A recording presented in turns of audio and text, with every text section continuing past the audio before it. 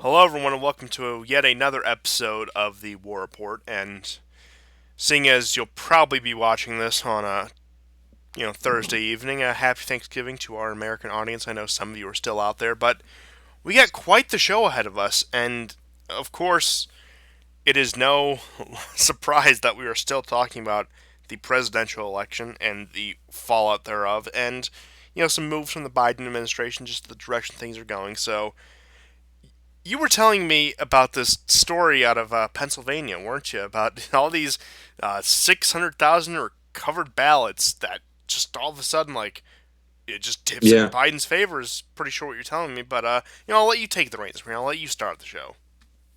Well, okay. So this just came out today in the late afternoon, and these are the Pennsylvania elections, and uh, there seems to be 600,000 votes that have come in. These are, I guess, mail-in votes, um, and about 378 of the 600,000 came in within 90 minutes.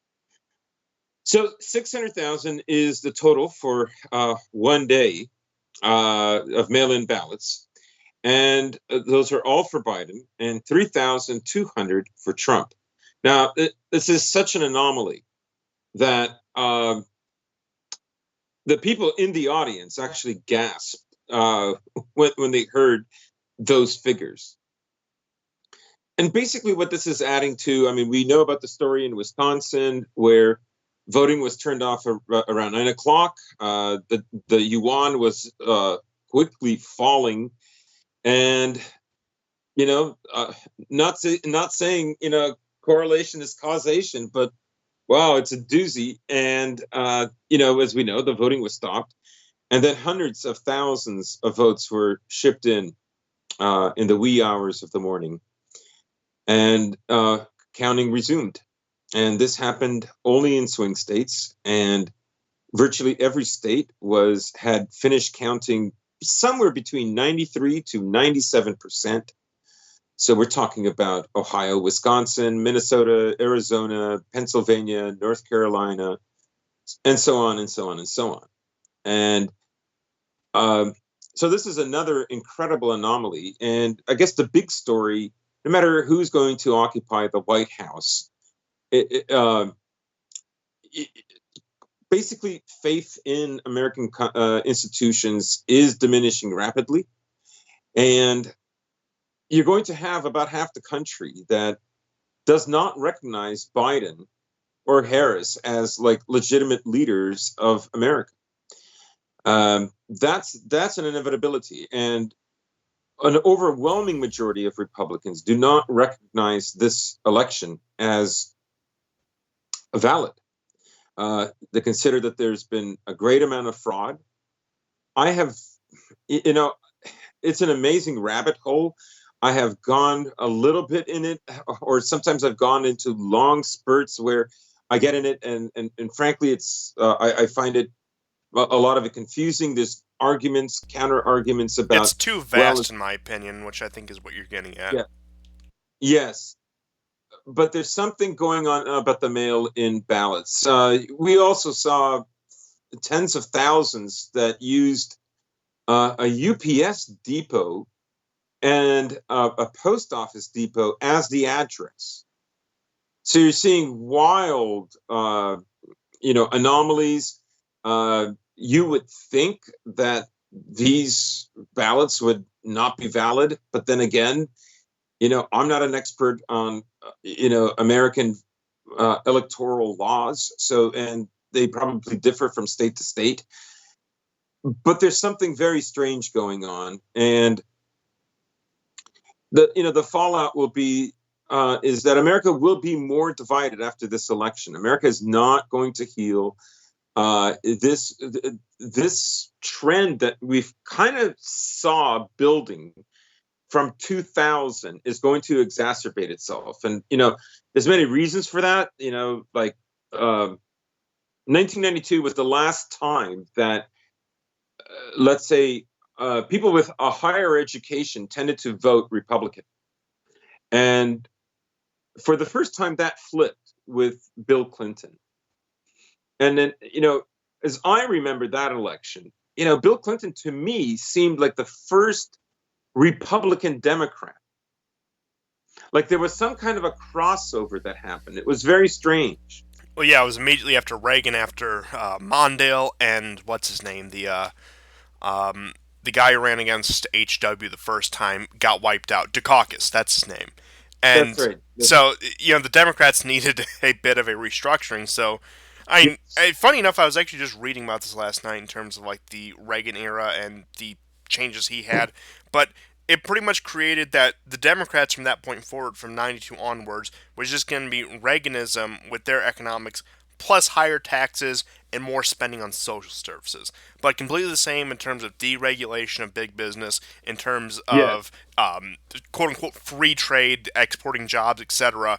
But the Democrats are just going to give you a little more welfare and tax you a little bit more. Yeah. Yeah. Precisely. Precisely. And the only time it ever went basically 50-50 was something like 51 to 48 or 51 to 49 was actually the Bush Jr. election against Al Gore. But since then, you've had the more well-educated class and the higher earning class that are voting Democrat, and the other classes who earn less and don't finish university and so on, higher education, who are voting for Republicans. So there's been a kind of a role reversal for both these parties. But I think no matter how bad the economy is going, and if all you have to do is look at the trend the last 2-3 years, where you see young people, 29 and under, living at home in excess of 50% of the population. Back in my day, this was really unheard of. People were out somewhere between 18 to 22 easily. Some even earlier than that. And and it's not just COVID. Even if you took COVID away, that would still be the case. This trend would still go on, which means that economically, this empire cannot provide the level of lifestyle that it once could. And we all know the reasons. Part of that is wage suppression vis-a-vis migration, immigration, and also offshoring of industries. And despite all this, though, like there isn't really any party that actually reflects the working class. And part of that reason is that despite how bad it's getting, economically speaking, and how much lower people's expectations are falling, that the truth is, it still seems like identity is still more important. Culture is still more important. Economy is still there. It's always going to be there, but it doesn't. Economy isn't concerned in the same way that it is, say, in European politics, right, where economic classes are more defined. So, that's something that that one has to keep in mind as well, because if this division continues, right, and identity becomes like the biggest thing, like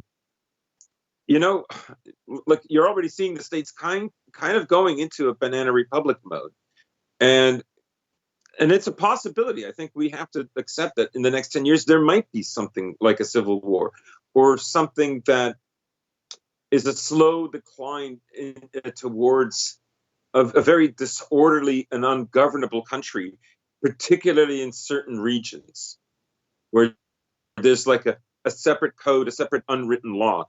That's I think a very distinct possibility. So And snowy Brazil.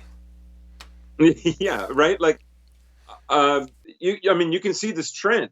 I remember looking at statistics much earlier this year about foundational Americans who've been here, let's say between the Mayflower and the foundation of the U.S.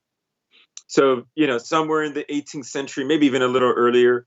The early 90s actually represents, when Clinton got elected, that represents the last time that the majority of those people could expect to surpass the level of affluence that their grandparents had enjoyed.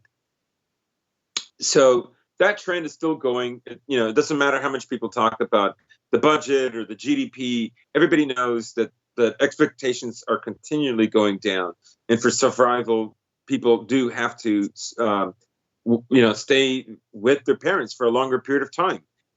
But the other thing I will say about this election is the way big tech is uh, trying to play and is succeeding to a great extent, playing a pivotal role in making sure that there is no questioning of this very strange election, um, or questioning its anomalies, for instance. Uh, you could say that this is, I mean, you can couch it, of course, into a question of rights and corporate rights versus individual rights. But the way I look at it is this is kind of kicking the can down the road, right? It's kind of like the economic reset that we're just in the early stages or about to enter the early stages. It's not going to work, but it is an attempt to forestall some kind of a breakage, societally, economically, and like that's the role of big tech is to stop people from being alarmed, and to sort of keep the country intact. It's using very subversive means that can be explained away as corporate rights and so on. But we all know that if the government could do it, half the country would support it, and they would give up completely the argument of corporate rights. They would just then switch to the argument of governmental rights. So you see a kind of forestalling of a day of reckoning in America, and the big tech companies that dare to gaslight you during the polls prior to the election, they are there after the election or as the election is being decided. I think that pretty much sums up this entire election cycle, and we saw the seeds for this planted in 2016, of course, because that was when it really started to happen. But even in their own hubris, a lot of people in the establishment said, "Oh, there's no way Trump can win." You can see the compilations all put together. Trump himself tweeted out one, but once they realized more, for lack of a better word, unorthodox and those who stray from the path sort of politicians got elected, even if it's just a slight deviation, such as Trump. Trump fundamentally doesn't represent that much of a change. He wants to roll the clock back. He's honestly the biggest thing you could probably give him is he's an economic nationalist who's skeptical of pretty much every post Cold War trade deal, which it's a good instinct to have, but fundamentally I don't think he is vested in the absolute destruction of the neoliberal system like people on our side would want. But you had Yeah. that, and just even that, I hammered this point home pretty much every episode. Even that, setting foot in the White House, or even coming close to setting foot in the White House, was a no-go for the people in charge, for the people at the top, the powers that be. To the point where, again, they've spent the past 4 years on aggressive campaigns, whether that be getting you banned, something as simple as getting you banned from a social media site, up to more radical things like sicking Antifa on just like relatively moderate groups like Republican, like local Republican parties, or if you want to get really extreme, the Proud Boys. I know, very scary, very extreme group of individuals. Very multicultural, civic nationalists. It's very scary stuff, admittedly. But Right. they've done pretty much everything within their power to get people who support Trump even the slightest to shut up about it. Like they don't care. Like, again, that's the thing about a silent majority. A silent majority is worthless if it's silent because they're not saying anything. Sometimes they'll do something that'll reflect in the polls, but like again, they may get their guys in office, but what do their guys do in their office? They frit it away because they feel no pressure from their base to do these things. That's one thing the Democrats always have in the Republicans, that the Democratic base, at least a significant part of it, is always loud enough to push the Democrats in a further direction. Compare Obama when he first assumed office in 2009 to when he was leaving office in 2017. Completely different policy. Well, not completely different policies, but completely different rhetoric, completely different man. You know, he came in as the hope and change guy. We're gonna make an American system that works for all. To the point where he was just spewing the socially liberal, neoliberal talk points, where it's like, oh, something about racism, and Hillary Clinton needs to be the first woman president. That was the evolution of Obama. To the point where, again, and the Republicans don't get that. Their guys tend to fall back towards the middle because they don't feel any pressure. You know, there are some things, there are plenty of things you can praise Trump for. I think we have on the show before, but at the end of the day, you had to admit there was not enough pressure from the people who really initially supported him to say, hey, where's the wall? Hey, Donald, where's the deportations? This Muslim ban looks a little underwhelming. So, again, it tends to go that way, but that's just, going into the politics of the Republicans and the Democrats that many people on our side have done to, a Yeah. very great extent. But really, there's not much more you can say about this election to the point where it epitomizes that. And credit where credit is due. Trump has really fought this whole election fraud thing. His team has fought this whole election fraud thing. But I still don't know if it's enough and if it came fast enough for him to succeed. I still think he has a decent chance of holding onto the office, but you know, more and more every day, I expect Biden to take office come January. Right. I mean, I have never heard of a country that, and certainly not America, who would have imagined, say, 10 years ago or 20 years ago, that after 4 years of, demonizing one of their own presidents, almost unanimously, except for, one media source, Fox, who would have imagined that in their most prestigious papers, they would publish um, huge articles about how they war gamed how to defeat Trump by the establishment. And the other problem I find with people on the dissident right is, um, if you either believe Trump had no power, and therefore, if he had no power, why was he kind to Israel? Or because he was kind to Israel, therefore, he was never going to do anything else other than Israel, anyways, right? And that's a false choice. You cannot argue, let's say, prior to Trump getting elected. It was already well established, like long before anybody thought Trump was going to win or he became the GOP nominee. It was already well established, who ran things, who the inner party was, who the outer party was. I mean, you can't look at the states and like something, even something as almost as trivial as NPR and PBS. Those are partly government funded media outlets, and they are left of center. Like, there's no argument about that. There's no equivalent on the other side of the political spectrum to counter that, right?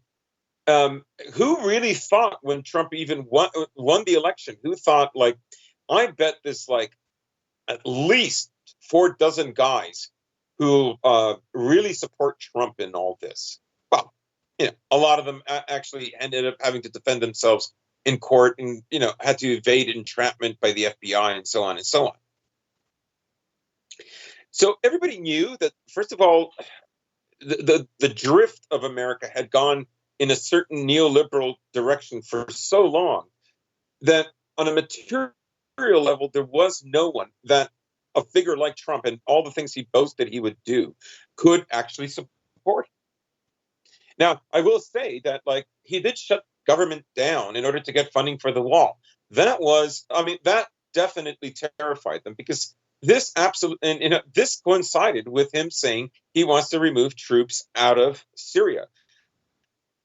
Despite Seville and everything, I think the fall and early winter of 2018 was remarkably hopeful, even though, the Republicans lost the House. And to that, I want to say, that the GOP has been lazy and generally unsupportive of Trump. There's a lot of things that, people wish he could have done, but frankly, he cannot do it himself, including like doing something about media. I know it's depressing, and even I wonder, like, how devoted is this guy to his cause and even his own legacy, that he can't do more about changing the situation with social media, right? But it's obvious that no one on his team is really willing to fight this, and he cannot do it himself. So what I'm saying is just because the system allows certain amount of leeway, and in this case it's Israel. Well, I mean, hello, just look at the last 3 4 decades. Like it's not the Suez Canal crisis anymore. It's like we're not in the 70s anymore. We're not even like in the Oslo Accord era, right? American politics since the late 90s has always allowed Israel to do far more than any other ally would ever do. So there was always room for him to satisfy Israel. That's a lane that he can go into. If we're talking about like building a wall, he's going to get resistance. If we're talking about dramatically reducing immigration, we're going to see resistance, and we're going to see resistance also from like, frankly, wealthy Republicans like the Koch brothers, because they depend on cheap labor. Um, and also like, what industry is there? Like, which jobs exactly, right? So I would say, look at it this way: there's certain lanes that like he will have a free pass on. Pressuring China was always going to be a free lane. He may have gone too far for them, but the fact is, um, it was a free lane because America, despite Trump and despite everything else, if 2016 to 2020 had never occurred, America would still have to put some kind of pressure on China. And the reason for that is they have not succeeded against Russia. That's why. So that's another lane that's available. It's not so simple as, you know, Trump let me down. The guy was a Zio shill all the time. It's like everybody understands, where the state of things already are. We get it. But like, things can be worse, and you have to know when you're able to seize power and when you can, let's say, throw off the support of certain allies that you have that you don't need anymore, in fact become a hindrance. But I mean, that's not where we are, realistically speaking. Oh yeah, absolutely. And just to return to your point specifically about the whole China thing, the reason why Trump had such a free hand against China was this goes back to probably the most significant geopolitical event of the 21st century so far, that being Crimea, the annexation of Crimea by Russia. Once there was Right. no substantial penalty on Russia, regardless of how hard Obama tried with all the sanctions and supporting the Ukrainian government, whatever, it did in a way show China that, look, the United States, the sole global superpower, will not respond to the violation of the territorial integrity of another country by another major power.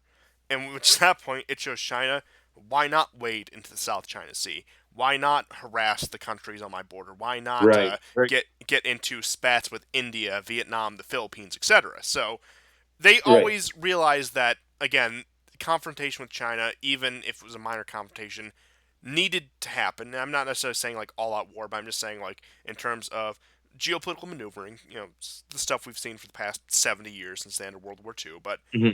I Hmm. think what really got them is that Trump, more so than doing, I mean, he did do military drills in Asia, move troops around, and bolstered support of the Philippines, Vietnam, etc. I think what got them really mad was the fact that even ever so slightly he went after them economically with the trade war, because look, they may want to stand up to China and show its place in terms of domination of actual territory, but they're willing to keep up the incestuous economic relationship. Trump ever so slightly threatened that, and that's what became the problem.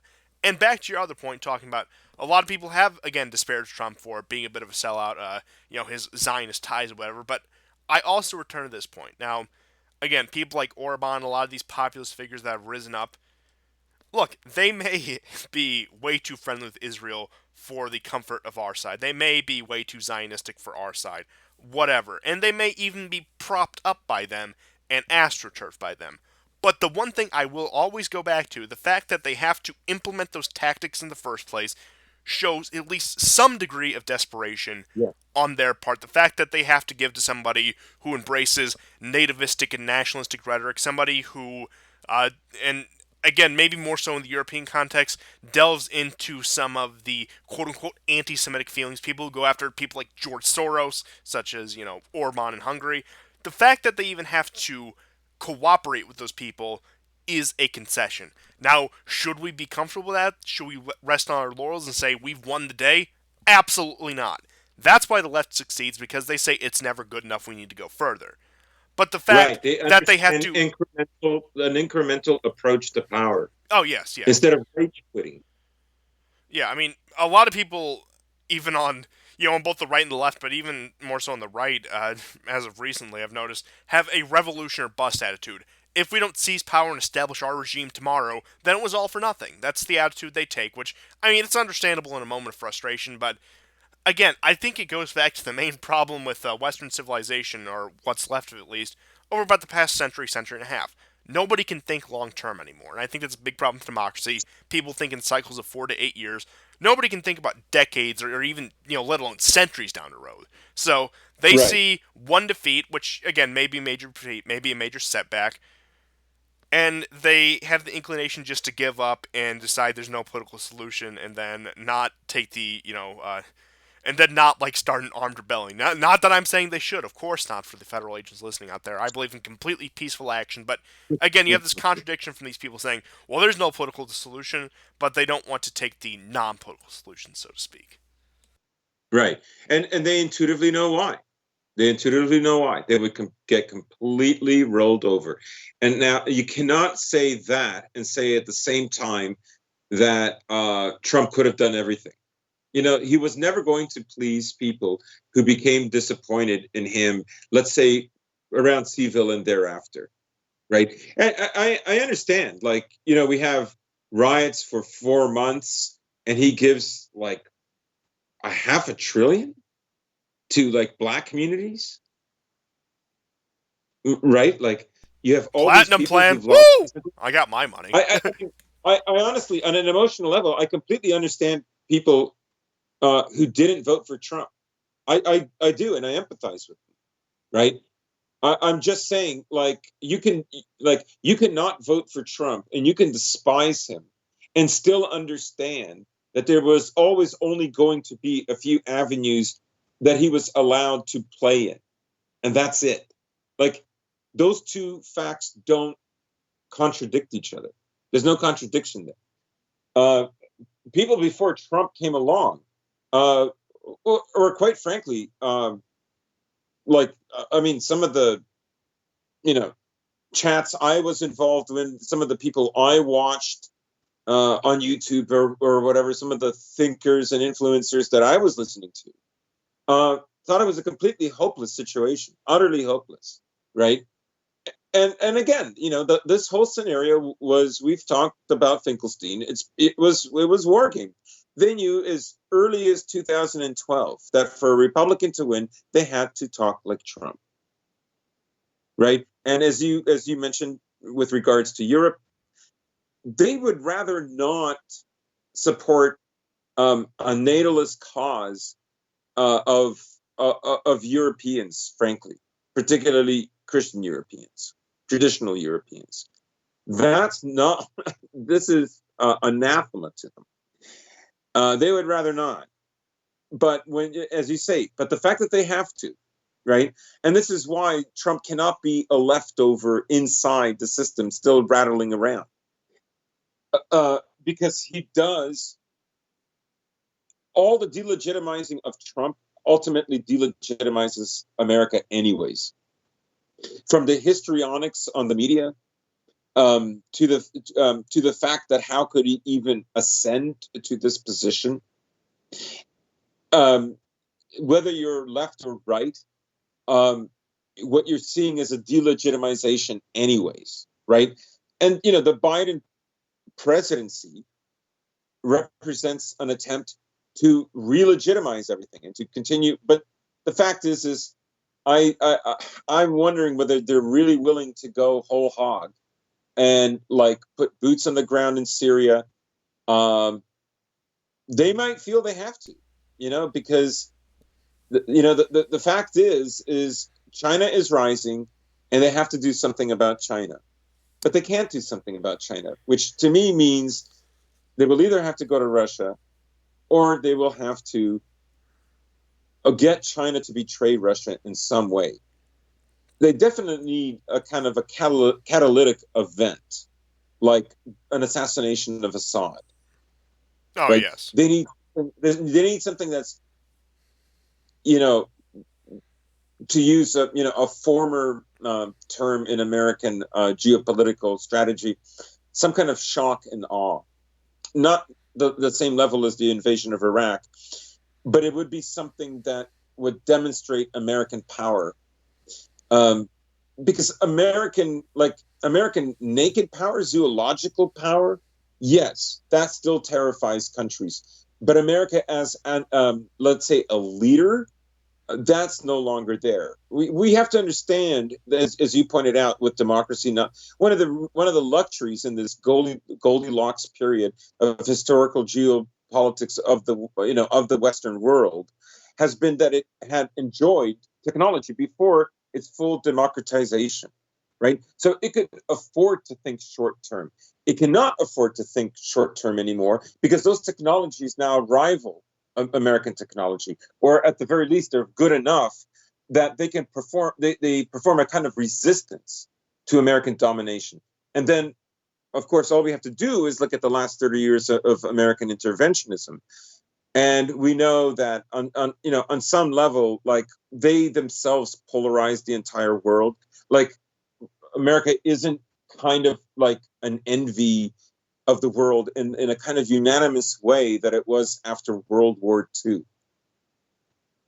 Or even in the 80s for that matter, even under the Oh yeah, or even 90s for that matter. yeah, But yeah.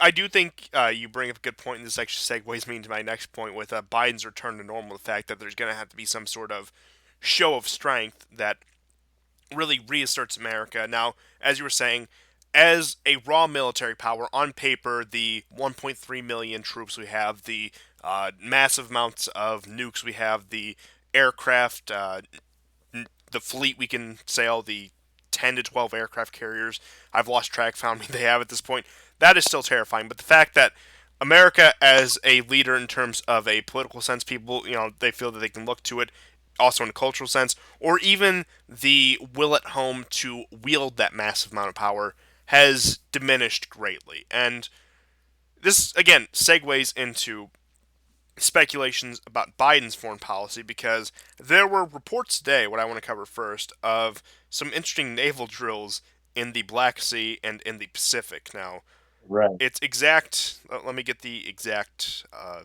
locations here. So, the U.S. military conducted rocket launch tests as part of NATO exercises, firing from Romania into the strategically vital Black Sea.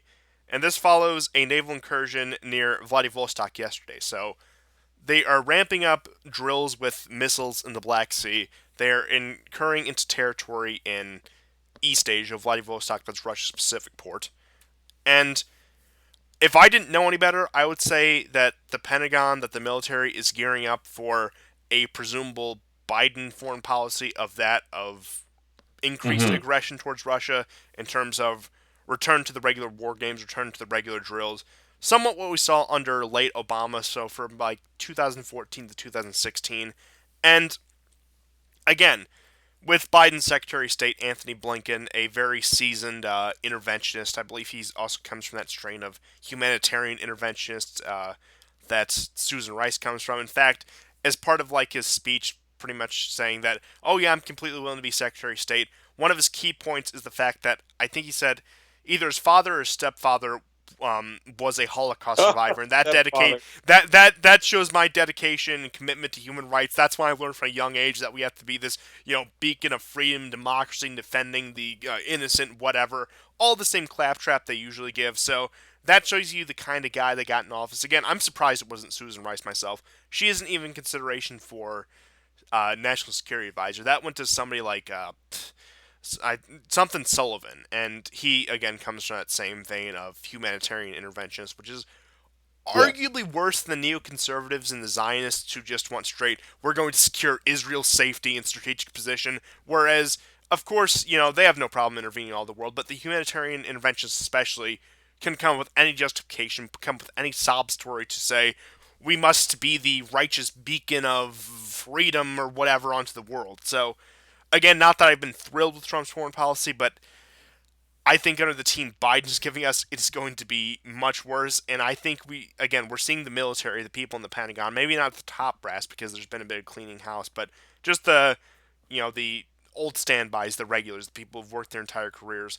The fact that we're doing these drills now probably shows that, yeah, they're expecting increased aggression towards Russia. And to address your other point about Syria, I could see them going for the assassination of Assad. They're definitely going to shore up the support of the Kurdish groups, and there's going to be some sort of reconciliation towards Iran, trying to pull it into the Western orbit, away from China, away from Russia. So it's going to be a very ambitious foreign policy, to say the least.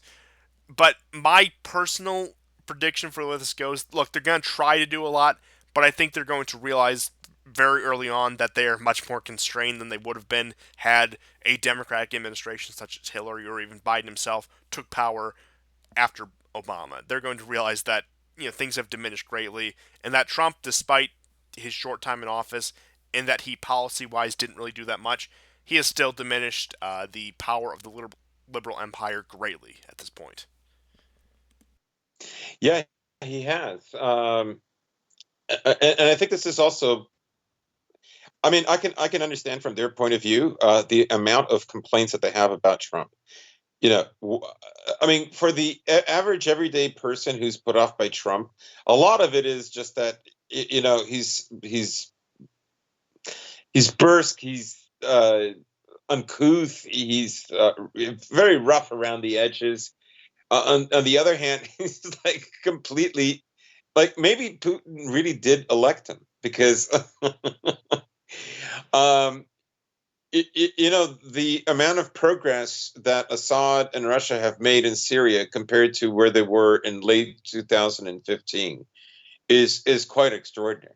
And just if people recall, in 2016, the screeching about Aleppo, losing Aleppo. Remember that was supposed to get everyone's emotions all taut and disordered, and none of that happened. And primarily because you know Europe was being inundated with millions of refugees and so on.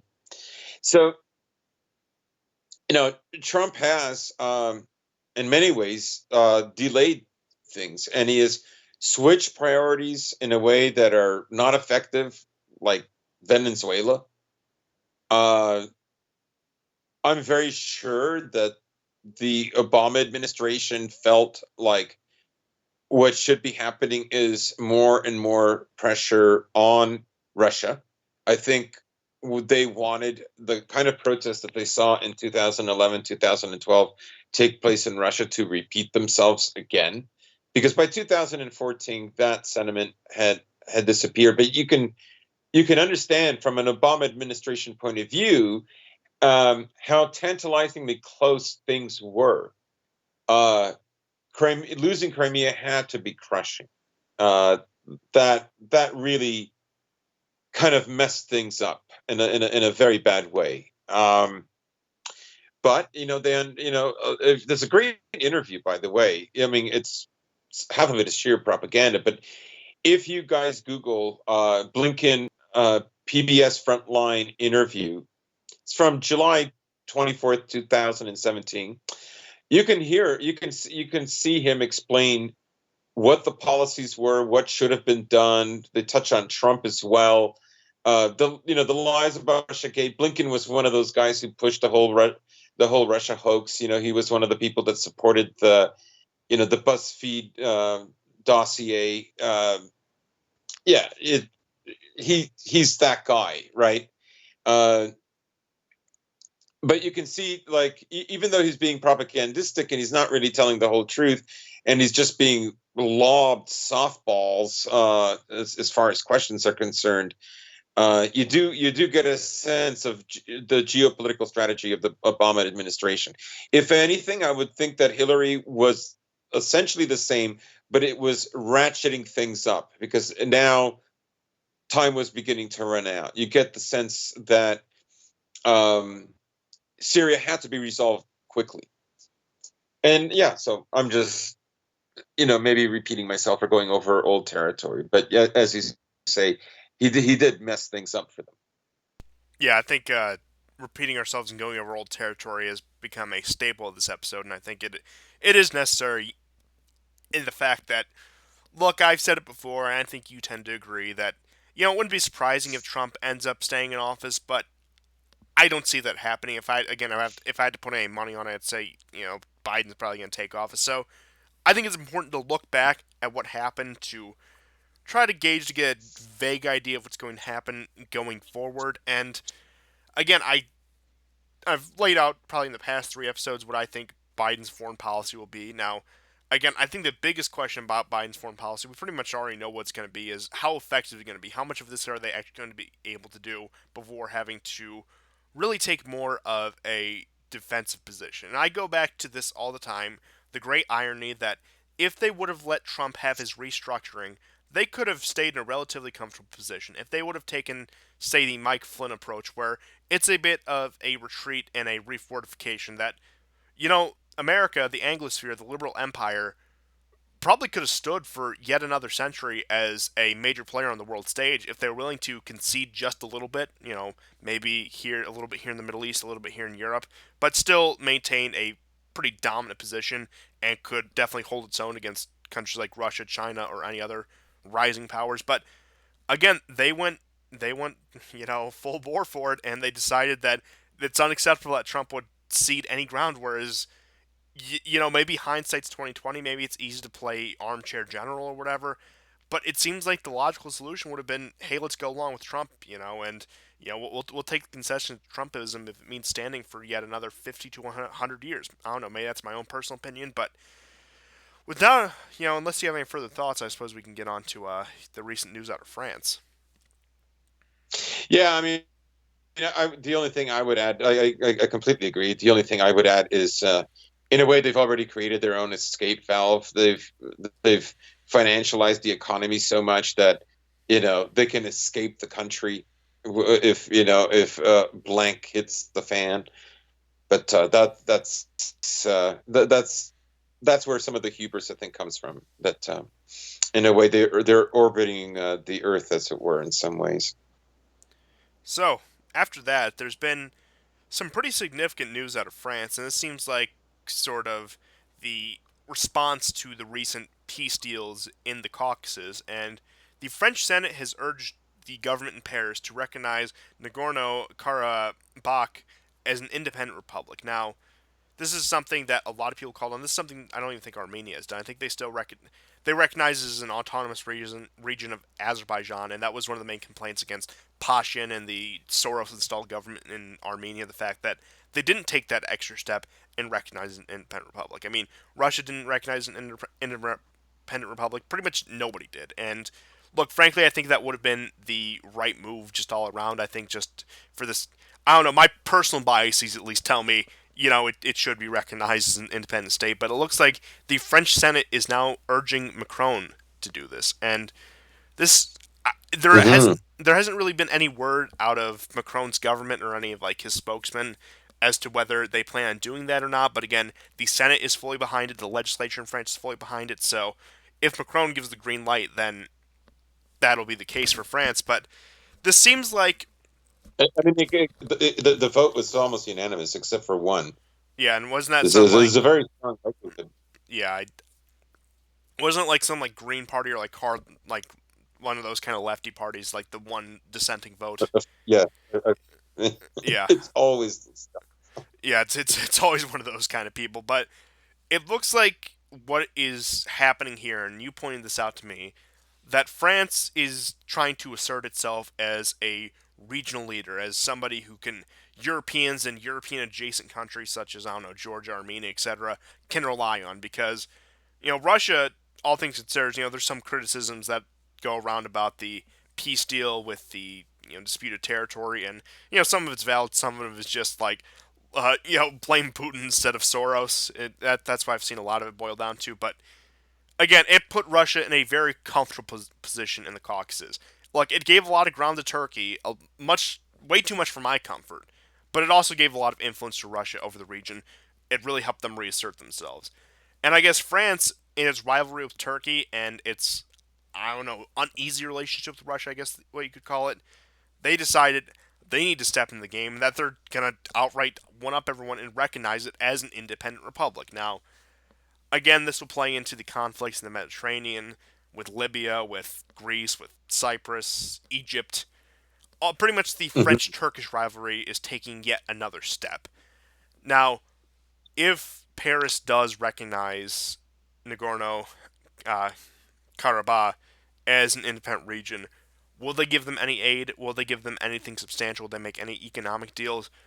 Or will it just be a purely symbolic action? I have a feeling, for now at least, it just be a purely symbolic action. But again, symbolism goes a long way, especially in a political climate like this. And, I think it just shows that the French, I'd say, quote unquote, standing up to Turkey isn't just an act, but it's something, at least at this point, they've become committed to. Yeah. Part of it is just realpolitik, especially in the Mediterranean, with respect to Libya and oil, and even outside of Libya, just in the Mediterranean proper, uh, gas gas pipeline deals, and so on, or just excavation and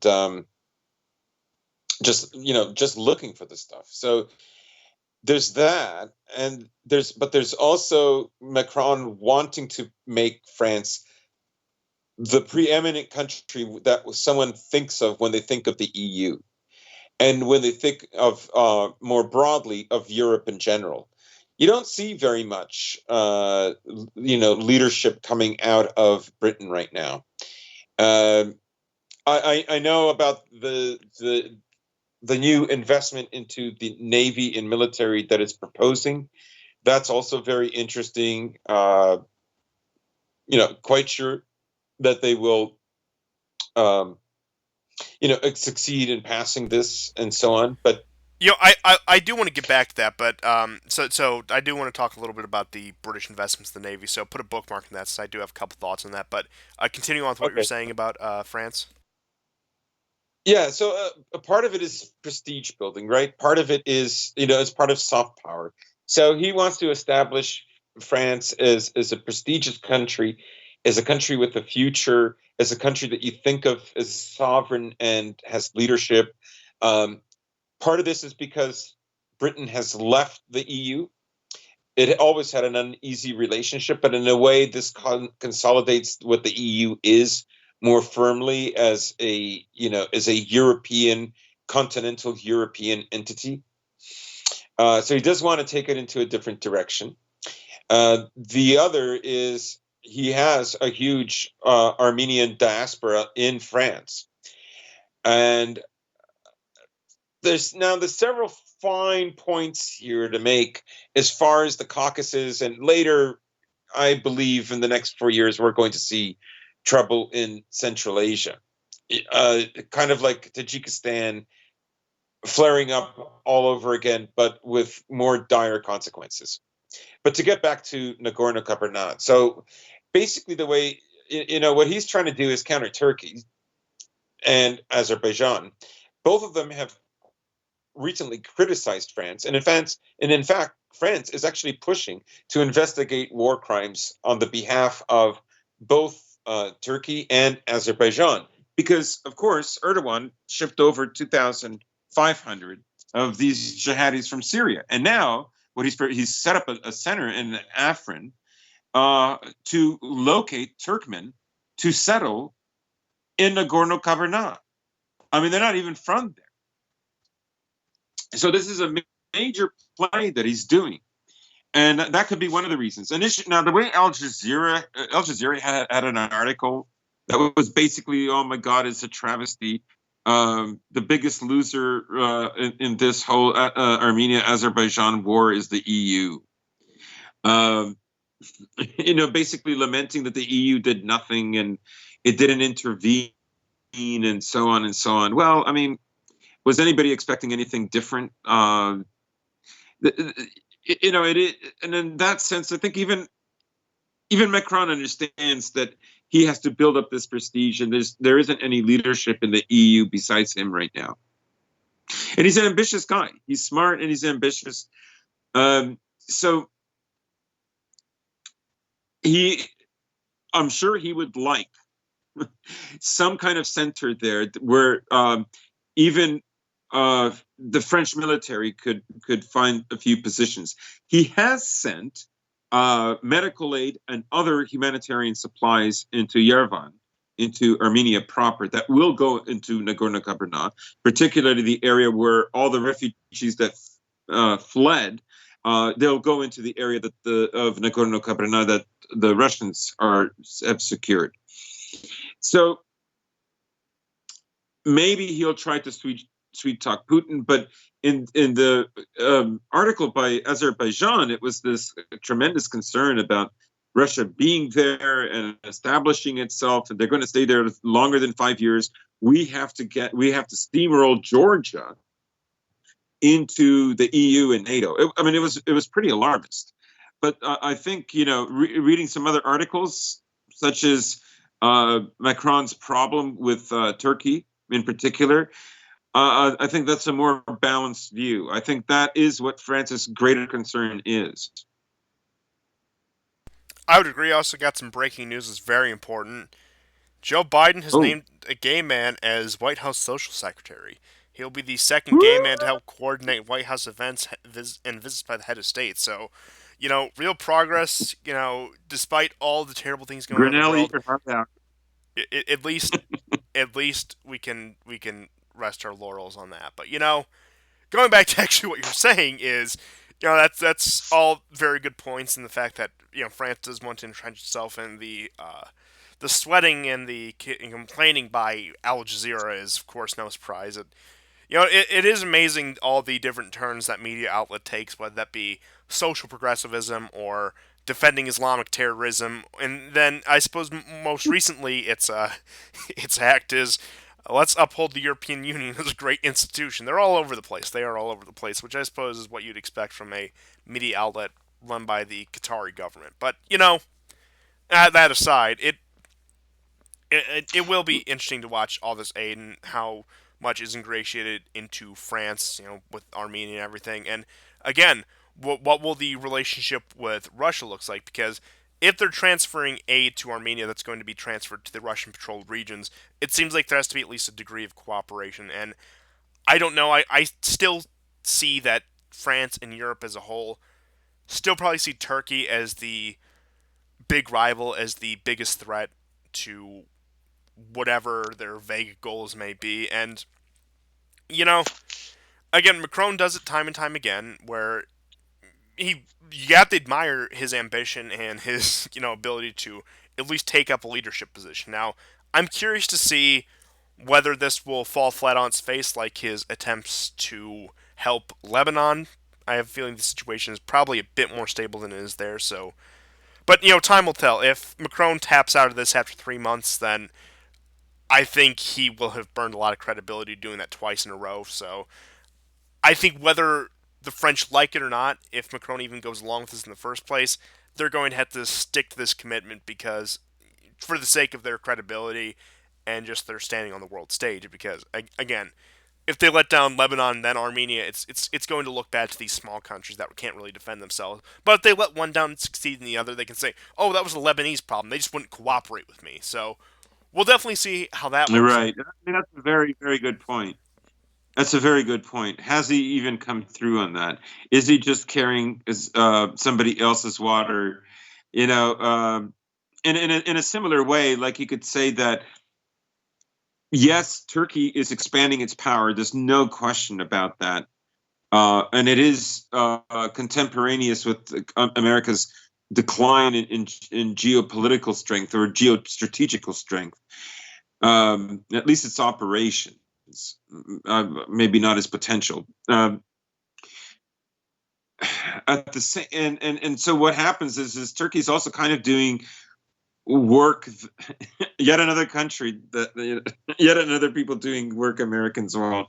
Um, it is partly fulfilling some of the things that America is interested in. Turkey is holding back like total success of Russia in Syria or in Nagorno-Karabakh or in Libya, right? So they basically allow it to happen. Um, it'll be interesting to see what happens if once Biden is in or if Biden's in, uh, whether that changes. In a way, it's gone so far that, like, I mean, what are they going to do? Are they going to try to coup him? Like, I think that ship has sailed. It would cause far too much damage to America to go against Turkey now at this moment than 4 years ago. But yeah, that go ahead. Yeah, but I would definitely agree that the linchpin in all of this is going to be Turkey. Turkey's going to be one of the most, if not the most significant country on the world stage over the next 4 years. And that's going to, of course, Hmm. depend a lot on who ends up becoming president. And if it is Biden, which again looks more and more likely, how he cooperates with them. But going back to the point you were making about the British Navy, I think that we can also look at this with the British government's desires to reassert themselves as the dominant navy in Europe. Now, I don't know who of course, currently the United States is the dominant navy in Europe, but in terms of actual European countries, it would be probably Russia on top, and then France, then the UK. I think that's the order it goes in. But I am not sure, and I lean more one way than the other, but I'm still not entirely sure. I couldn't say for certain whether the British want to assert themselves as sort of an independent secondary power, somebody who wants to cooperate with Europe, or whether they're doing this to, I guess, say, pick up slack for the American role in Europe, as America tends to retreat more internally, even under a Biden administration, just because of the realities of the situation on the ground. Will the British be there to sort of act as a proxy for America? Will the British Navy be there to do the Hmm. drills in the Black Sea and in the Baltic Sea and right on Russia's doorstep? You know, that's what I'm leaning towards. I think again, the U.S. is Well, yeah, we're not withdrawing most from definitely. Europe in any significant capacity, but I have a feeling, especially with NATO and the attempts to strengthen that, that the British will again play more and more of a secondary role to the Americans and really pick up the slack where we either can't or aren't willing to, whether that be because the machinations in Washington, public support for it, budgetary concerns, whatever. Because Biden could slash a few, billion off the military budget so he can, be progressive, put it in some healthcare or some other social program, and tell the British to pick up the slack of what we cut off the budget. Whereas, he still maintains all the same system while increasing healthcare spending a little bit. Hmm. No, I do think that there's a kind of offshoring that's happening right now of American military power around the globe. That's why I was kind of hesitant to say that maybe America will continue to rely on mercenaries, Middle Eastern mercenaries, Sunni jihadists, to continue these wars, while it remains kind of in the background to suggest, something terrible if another country intervenes. So, um, it's going to be a staring match, that's for sure.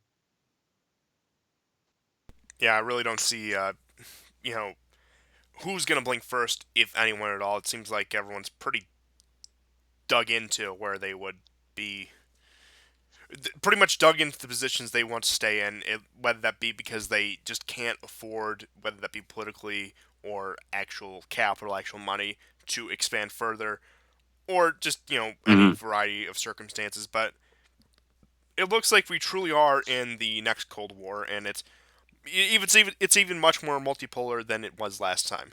at least on a military standpoint. Now, in terms of American economy and American culture, it's more dominant than ever. It doesn't matter how many military bases America has around the world. If you have access to the English-speaking internet, you're inundated with American propaganda, whether knowingly or unknowingly. I mean, even we are just just by virtue of being able to consume English language media is Yeah. a complete. It's probably one of the greatest soft power flexes there is in the world currently. Very much so. And I suppose with all that being said, we can move on to some of the statements about Belarus before closing out with Syria. Now, I want to pull up the exact quote that the Russian ambassador to Belarus said because I thought it was a bit interesting. So, Russian ambassador to Belarus, Dmitry Mezenstev, is convinced the Belarusian opposition will not be able to play the quote Russian card to achieve its political goals. So, this goes back to the debate in the beginning of the Belarusian protests. Will the anti Lukashenko movements be able to appeal to be, it's like, Lukashenko stabbed Russia in the back. We want a closer relationship with Russia, which, admittedly, there were some elements of the anti Lukashenko protests that they were vastly overshadowed, probably, because of AstroTurf reasons, by the liberals and the progressives, the all women protest sort of things. They were greatly overshadowed by them. And it looks like the Russian government is now finally acknowledging this and saying to the opposition that, like, you want to grandstand and have a liberal feminist protest against Lukashenko, who admittedly is a pain for us, but, nothing compared to what UP would be, and has pretty much shut down any idea of cooperation with the opposition in terms of like, oh, you want to come here and say you're more pro-Russia than Lukashenko? We don't believe you. You can't play that card. And look, we're not going to support your takeover because of X, Y, or Z. So it seems like I don't know. It's been okay. So it's November now, August. So about the past 3.5 months or so, these protests have been going on to varying degrees. Back in August, they were very high energy, going very like strong. Every weekend, people were going in there. But it turns out, at the end of the day, they started to fizzle out. And what we have here is pretty much, Russia, who came away with a relative victory in this situation, is pretty much saying to the opposition, no. hmm Um, I still wonder, like, this is not really direct negotiations, but one still has to wonder, is it going to pick up in the spring? It doesn't seem like there's still a kind of long-term solution here, right? Like when Yanukovych was in power, you know, 6 months was what he was given. So, according to Blinken, 6 months were given to agreed upon by the Russians and the Americans to Yanukovych, and then he fled. Blinken will assure you that that had nothing to do with America. He'll assure you repeatedly. Um, and that surprised them because even Joe Biden was calling him that morning and wondering where he went. I mean, it's possible, but I'm going to press down. So I don't see any kind of path forward. I see resolve, which is good because no one wants another. I mean, they don't even get to have global homo. You know what I mean? Like Ukraine doesn't have global homo. It doesn't have um, a decreased suicide rate. It doesn't have Yeah, they don't have any of the material goods where they get to live comfortable lives and live in nice yeah. modern houses. No, they're still living in the second world Soviet tenements. It's just that occasionally there'll be a pride parade in Kiev, and I don't know, access to Western goods is a little bit easier. Right, that they can't afford. You know, 4 million have left in 6 years. So we're like looking at nearly 1 million a year leaving. So, Belarus wouldn't even get that, and you have to wonder, like, I mean, it's kind of like the gumption of like insignificant statelets. It never ceases to amaze me how they think that they'll be the exception. Like it's truly something that I don't know. Providence will prove otherwise, or that the big players understand them better, or will be kinder to them for you know X and Y reasons. It's just like in case you haven't noticed, right? Like the reason they're doing this with you is because they want the guy behind you. Like, they simply don't get it, I guess. It seems like to be a common theme throughout the color revolutions of the past 20 years, whether that be Georgia, whether that be Ukraine twice, whether that be, hell, even Lebanon, I think had this same problem in the early 2000s. But all these various regimes that have been toppled, all these various post-Soviet regimes, not to, say they were fantastic or anything, or that they were even competent leadership. I think there's plenty of criticism to be had of people like Yanukovych and Lukashenko, but the point with what replaces them is really it's completely look they went from corrupt to almost completely defunct. I think as a two-time War Report guest and we appeared on his election night stream. Vile Varangian put it, Ukraine is pretty much white Somalia, but uh, that's really what this all boils down to now, isn't it? That the fact that really the West comes in strong, saying we'll help you fight Russian aggression and we'll introduce you to Western liberal values, and then really don't deliver on either. And look, as much as I don't care that Russia annexed Crimea and actually, kind of think it's a good thing or, whatever, again, it still is a, lack of credibility of the fact that, oh, we'll defend Ukraine against Russian aggression, and then for them to lose Crimea just very shortly afterwards, it's not a good look. Now, I don't think there's really any risk of like annexations in Belarus. I think any Union state talks they may be underway, but they're probably a ways off if that's even going to happen. But way you look at it is again, I think these countries at least are starting to pick up that the promises of the color revolutions rarely bear fruit. Not that these people are satisfied with their current governments, but they see these people offering the world on a silver platter and then don't even deliver a fraction of a percent of that. And yeah, you can point to, oh, Ukraine's GDP or GDP per capita is up slightly. Well, has standard of living increased in Ukraine? I'm pretty sure the emigration rate is still one of the highest in the region, if not Europe as a whole. That people are just really vying to get out of Ukraine because things have gone to hell so much, and it's not even like they're leaving for. I mean, plenty are leaving for the West. Plenty are going to France, UK, even US. But plenty of them are just going to neighboring countries like Poland. It's I don't know. It's interesting to see Yeah, I one mean, of these cycles from start to finish because I remember when everything first went to hell in Ukraine in late 2013, early 2014, and that's been settled. And it's interesting watching this start up again in Belarus. You sort of get an idea of where these things go. yeah, color revolutions in themselves are pure nostalgia, not just in the sense of nostalgia for Western onlookers like the Americans or maybe the French. Even the British enjoy it. Without, I suppose Cromwell was the last time they had a revolution. In many ways, that was a proto revolution, a proto Enlightenment revolution that um, led to the French Revolution. But be that as it may, when I say that color revolutions in and of themselves are nostalgia, what I mean is they're nostalgia for the '90s. And what seems apparent is that um, the large institutional bodies like the IMF, I don't know. It seems like the loans aren't working as much.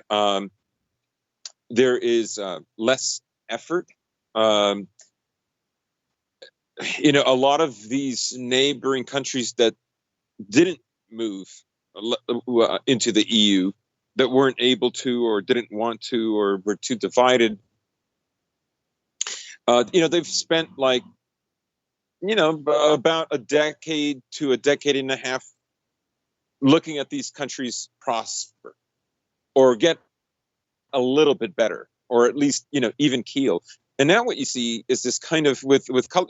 So I would say that those were, in a sense, the actual color revolutions, or they're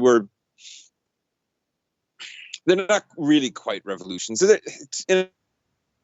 They are because of the Soviet Union, but color revolutions try to harness some of that '90s nostalgia, in a sense that they are. Is to prolong the fall of the Soviet Union nostalgia. They're very '90s in that way. They're very neo-lib in that sense, but they can't. They don't really deliver what people want, right? The Rose Revolution in Georgia did not deliver. The Armenian color revolution did not deliver. The Moldavian one will not deliver. The Ukraine certainly didn't deliver. But they're out of that period of the '90s, and so that the hubris from that was established in the early '90s, and repeating the same strategy, kind of like people who think that they can repeat what Brzezinski did in the late '70s, and in Afghanistan, the same rule applies all the time, as if your enemy never even figures out your strategy is pretty silly. And so that's how I look at color revolutions. They're '90s nostalgia. They're not very successful. The commitment isn't there, and in a way, it's kind of like if the attempts or the success of a color revolution leads to violence, a war, an ongoing cold conflict. In a way, it's like, well, we can't really do anything about it. And they seem almost content about that. Kind of like, well, there's only so much resources we have. We're all full. I don't know. So I don't see the kind of commitment that I saw in the '90s. Yeah, I would definitely agree that it is, again, yet another waning nostalgia factor, and it does make people feel good. It does make people feel like, at least in a certain sense, maybe more so liberals than conservatives, especially nowadays, that, oh, well, the world still looks up to America. Look, they're protesting for freedom and democracy and X, Y, and Z. This is just like when the Berlin Wall fell. They want to evoke those emotions, and that's one added benefit to these happening, regardless of who takes power or who gets overthrown. The fact that, and that doesn't only apply to Eastern Europe and the former Soviet Union. That applies across the world. We saw this in the Arab Spring. Look, they're standing up to tyrants or whatever, and ignore the fact that almost all these groups are Muslim Brotherhood affiliated and would be much worse than who they're opposing. But that's all aside the point now, isn't it? But it does evoke those emotions, which still, I would say, pull a general sway over, like, the same people who have Bill Clinton nostalgia would feel this way. Mm-hmm. Yeah. But I suppose that we can close out with our last topic of the show, which is a little bit of news out of Syria. We'll pull up the map here. So, along the entrance into the Idlib province, an unidentified group of men blew up a bridge. Now, that's of course being attributed to rebels and opposition factions. There's been some fighting on the Iraqi-Syrian border with ISIS and other Islamic terrorists, and versus the local governments and the other affiliated groups and such. Israel keeps up their strikes on Iranian targets in Syria, and they've closed the airspace to the Golan Heights in response to that. And they actually did, I kid you not, a leaflet campaign for the Syrian people saying, you need to expel Iranian proxies and Hezbollah. They're really trying to that. American forces in that little green patch in southern Syria along the Jordanian and Iraqi border pretty much said, we're keeping these troops here as a commitment to, as part of our commitment in the region to stop groups like ISIS from forming. So the opposition groups were supporting there. And probably one of the bigger developments this week is, after consistent Turkish withdrawals, there's been some shellings of some Kurdish areas, and there's even been an agreement by the SDF to let the Turkish recover their war dead, whether that be the proper troops or the sort of militia troops that were in the employ of Turkey, I suppose. But this is probably the most Turkish action we've seen in Syria in recent weeks. The fact that they're yet again shelling and attacking Kurdish targets, which I would say, what we're seeing out of Syria is, again, what I've been hammering home for the past month and a half at this point, that we're seeing things fall into place before the inauguration of the presumable inauguration of a new president, because I think a lot of people realize, even China came out today and congratulated Biden on his victory, to the point where Russia, Poland, Hungary, and Slovakia, Brazil, and a few others are the only ones who have held out on congratulating a winner for the presidential election. So, I mean, it's getting to the point where most of the world sees it as likely that Biden is going to take office. I think in Syria, all factions probably are leaning that way. So again, they're taking these last actions. Perhaps that's why the group that blew up this bridge felt more emboldened. Perhaps that's why we're seeing increased fighting in eastern Syria with other, militant groups. Perhaps that's why Turkey is making its moves now. Some groups feel more emboldened. Some groups feel like they have to sort of tie up loose ends before a more hawkish administration comes into power. And especially in the case of Israel, I see Israel wanting to increase the strikes again as yet another message to Washington that we want more, and probably specifically a message to Biden that, hey, you better pick up what Trump dropped in Syria, because that's what we want. That is our goals here, and we want you to cooperate with us because of reasons X, Y, and Z. So it looks like things are really getting set for their January 2021 positions in Syria. And this next month will be a very interesting period on how this all comes to fruition. Right, and there's been Afrin has been a target for quite some time, and at times you hear it's ISIS, another time you hear it's doing it, not the YPG or some of the other more well-known factions. There was an attack which wounded 5 and killed 3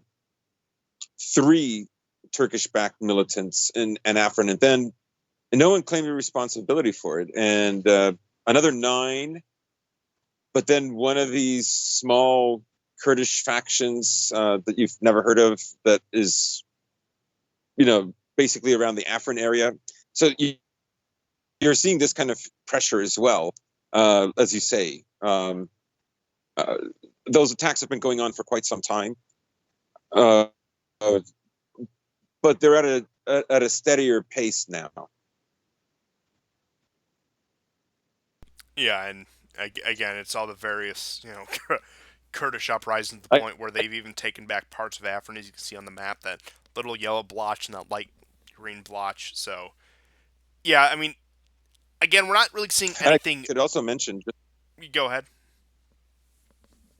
We should also mention that the Yemenis successfully struck another oil field over 1,000 kilometers away in Saudi Arabia. Wow. They used a combination of missiles and drones, 25 in all. It's been a while since you've gotten one of those sorts of reports, because things have really, at least from the media reports, calmed down in Yemen. I haven't heard much major news out of it, to the point where even the site that I get these maps and get a lot of the news from hasn't been reporting that much on Yemen lately. Now, they keep the updates there, but again, it hasn't made front page in quite some time. And I mean, you could also view that as perhaps the Iranians are taking cues from whatever's going on in Washington, because again, Biden has pretty much signaled he's going to take a more conciliatory approach towards Iran, going to try to salvage the Iran deal or some similar agreement therein, and perhaps Iran is getting into the last strikes it can before it has to play nice and sign the treaty, or perhaps they feel emboldened that they feel that Biden is going to be less tough on them than Trump was, which again is probably the case with the direction Biden plans on going. But I don't know. It just seems like a re-emboldening, and I don't know. It seems like Biden's return to normal is not panning out on the world stage, which is an irony you kind of have to appreciate. Yeah, I mean, I'm sure the strategy is to divide Iran and Russia and Syria from one another in Syria. How he's going to do this. I mean, I'm very sure that now Israel will make this very tough. There's, I think, a strong possibility. The argument can be made for a strike on Iran by the Israelis. I know there's been news that they do it just before Trump leaves office.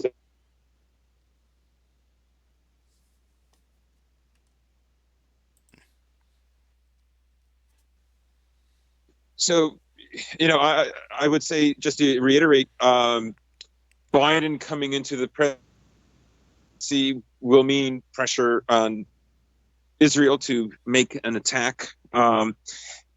Basically, because Biden is not going to use the approach that Trump has.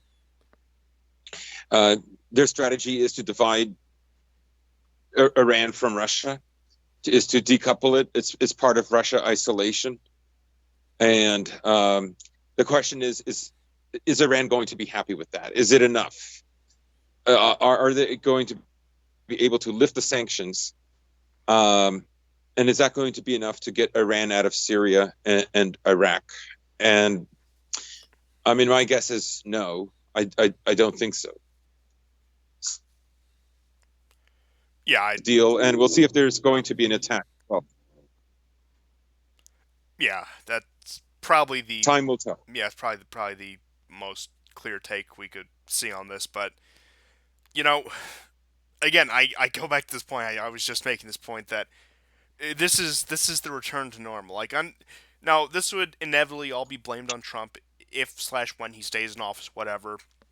Now Trump is making the world a less stable place, etc., because he doesn't honor our commitment to our allies, tore up the Iran deal, etc. But I mean, I think now the people who are mainline liberals who watch CNN, get their news from mainstream liberal sources, aren't going to be woken up by much. But I think a bit more of the aware liberals, the ones who do their own research yet still fall on that side, are going to realize, look, maybe they bought into some of the some of the rose-colored views that Biden put forward about the return to normal, and at least both domestically and internationally, when they don't see that, it may make them question like, were we too hard on Trump? Was blaming Trump for everything a bit of an overreaction? So again, I do think that if tensions continue to increase across the world, whether that be in Eastern Europe, whether that be in the Balkans, whether that be in Asia, whether that be in the Middle East, that a lot more people are going to sort of wake up to the reality of the situation, that it's not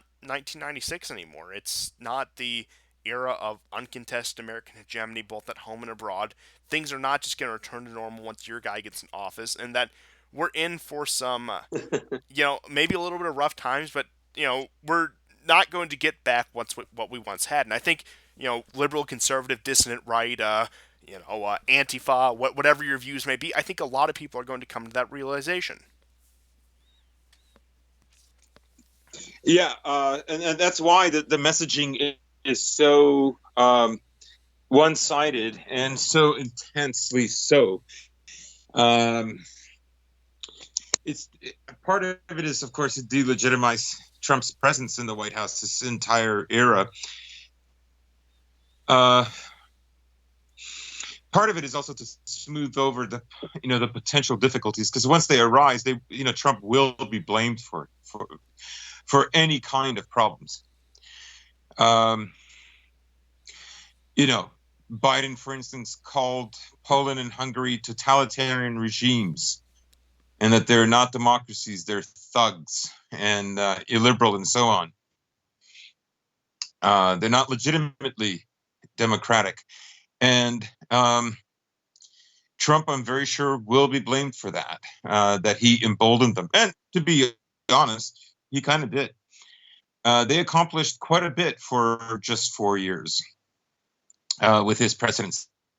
Despite all the global homo, they did manage to change many laws. Some of them are uncontestably significant and important going forward.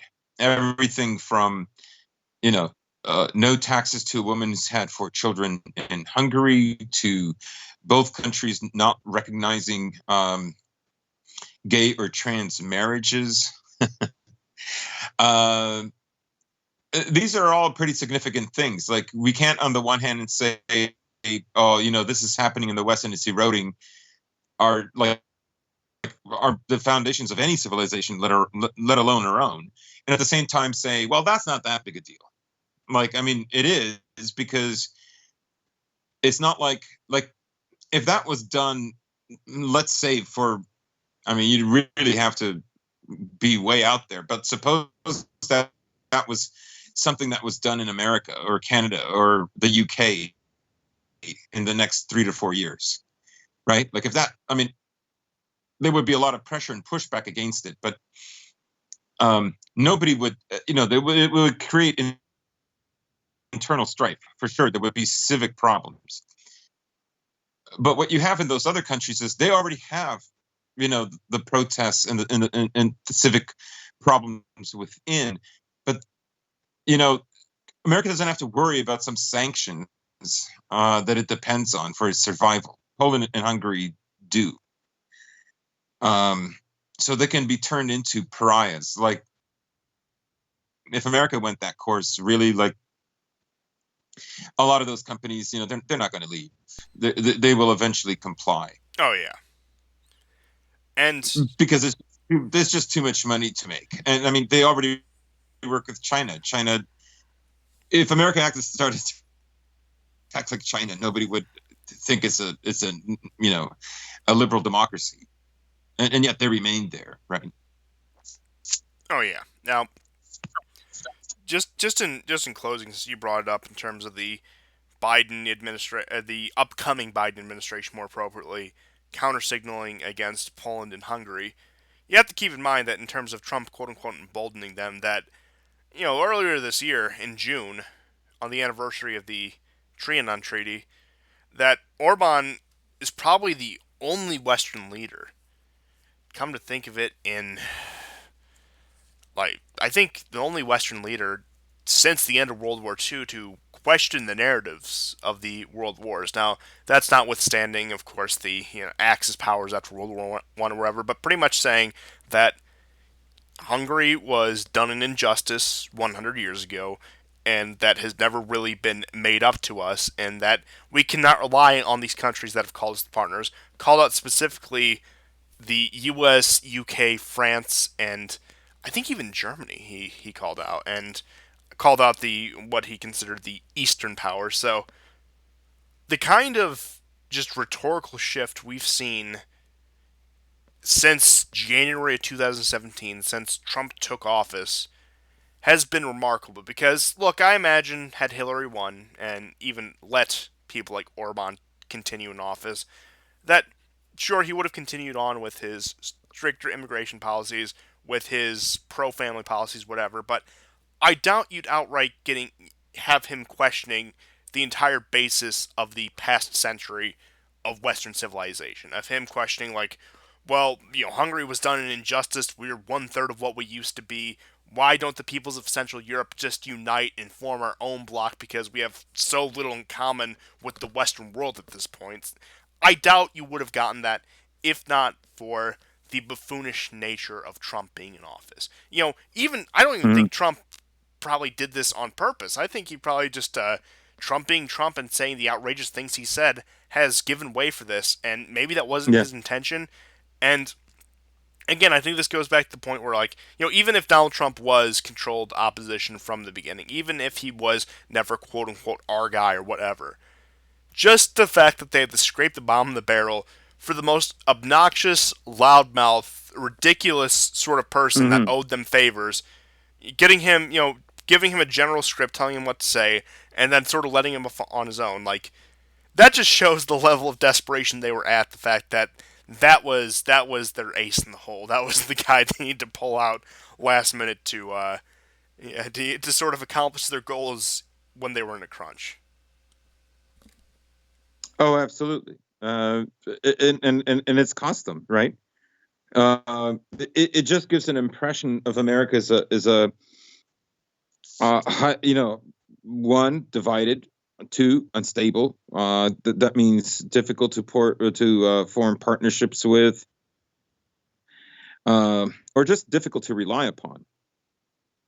And And you can see we've already discussed this, the way it's manifested itself, outside of America, where countries can kind of see the writing on the wall and have already begun, taking initiatives. At the start, yes, it suits in many, not all, but in many instances, it suits America anyways. But it does not suit it, and not everything Turkey does makes America happy, right? And I'm very sure that America would rather have the ability to, in be the instigator of these policies themselves and have uh, Turkey as a loyal junior partner. Yeah, I would say so, and I think that really puts a good summary on what the past few episodes have been about. And I guess you could say maybe we're being a bit premature because we still have what 2-3 weeks before the Electoral College gives their final word on who is going to be the next president. But I don't know. I think this sort of Trump autopsy we've been doing over the past couple of episodes, even if he does stay in office, has been has been pretty good, pretty interesting to look back on, both the positives and the negatives, to realize, what he did right, what he did wrong, what he even inadvertently did right and wrong, and where we stand now. And, I'm not calling you to political activism. Ultimately, I think some of you should take action appropriately where you can. The rest of us should just sort of go on with their lives with usual, again, it all depends on your circumstance, but I think it gives us a good idea of what we're looking at going forward and sort of what to expect. And really, I hope this has been beneficial to you to help, get you thinking, like, what have the past 4 to 5 years, what has the era of Trump taught you? What have you learned from it? What can you give? What can you take away? What have been Trump's ultimate successes? Was it the cult of personality? Was it what he was saying? Was it somewhere in between? And really, I think these are the questions, even if come January 2021, Trump is up there giving his inauguration speech for a second term. These are all things we need to think about going forward, and especially into 2024 as Trump can no longer hold office. And what does the world look like because of him? What does this country look like because of him? And really, what do we need to do going forward? I think is what this all boils down to. So, thank you everyone for tuning in to this episode of the War Report. We'll see you next time, and goodbye. Goodbye.